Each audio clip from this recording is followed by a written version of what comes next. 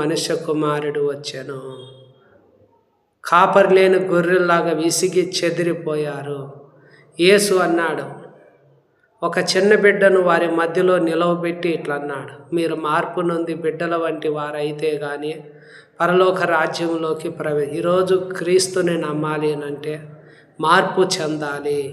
ఏ విషయాల మార్పు చెందాలి? ఒక చిన్న బిడ్డలాగా, చిన్న బిడ్డల్లో కనపడే స్వభావం ఏమిటి అంటే తగ్గింపు స్వభావము. మనం ప్రతి వ్యక్తిలోని అహంకారం అనేది ఉంటుంది, దాన్ని వదిలేసి తగ్గించుకోవాలి. రెండవదిగా చేర్చుకోవడం. చిన్న బిడ్డని ఎట్లా ఒడిలో మనం ఇంట్లో చేర్చుకుంటామో ఆ విధంగా దేవుని వాక్యాన్ని చేర్చుకోవాలి.